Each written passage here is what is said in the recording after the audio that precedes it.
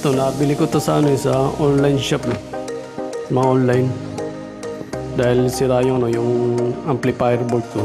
Nabili ko yan. Pero may nabibili sa mga electronic shop. Yan, dyan ko siya ikakabit. Bali, nasira na yung amplifier board ng dalawang speaker yan. Ito na yan.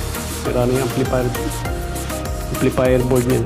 Pero yung amplifier niya, gumagana yan. Bali, ito lang yung gagawin ko. Kakabit ko dyan. Yan, bali, sinukatan ko yan kung gaano kalaki yung amplifier board.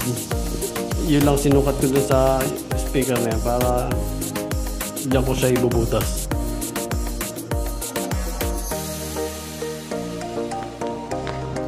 Yan, madali lang naman ang pag-ano yan, ipagkabit niyan. Kaysa naman dali mo pa sa manggagawa yan.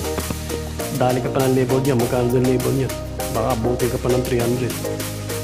Kaya kung kaya naman natin gawin, bakit ba hindi? Ganyan lang naman yan, ibubutas mo lang yung jack. Tapos yung mga connection niya, may manual naman yan.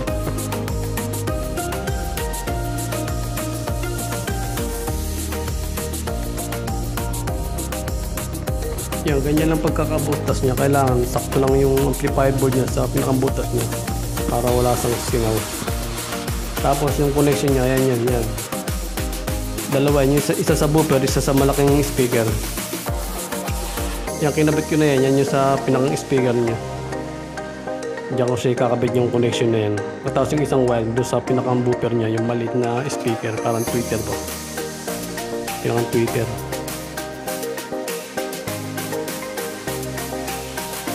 Yan, ganyan lang naman ang connection yun. Sinasalpak lang naman yun, yung pinaka-connection niya. Isa sa speaker at saka sa Twitter.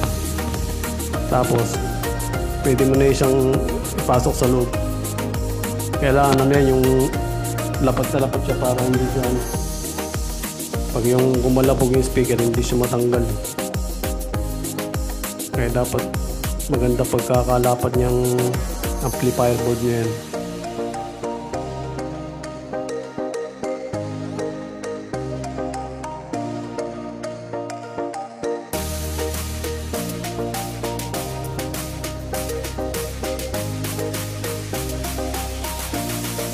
Yan, 6 na tornilyo yan. Kailangan maigpit yung pagkakatornilyo natin yan para hindi siya matanggal.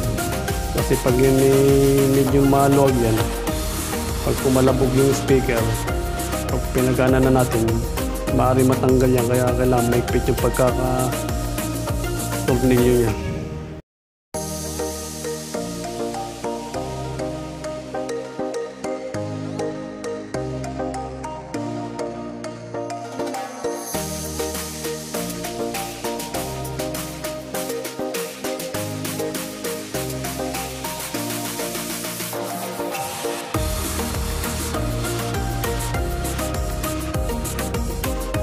Yung pinaka-connection niya yan.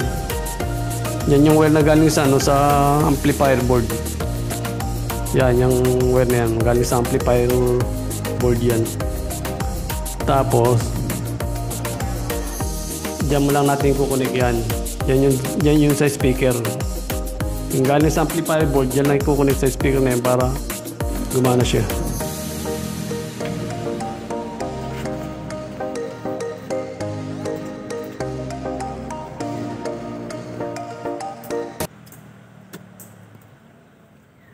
The Bluetooth device is ready to pair.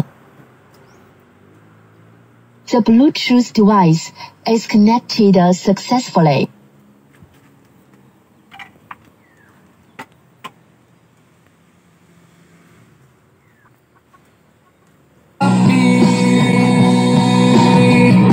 Akala ko'y langit, bakit ang init? Lagi na lang nag-aakala dahil sa pag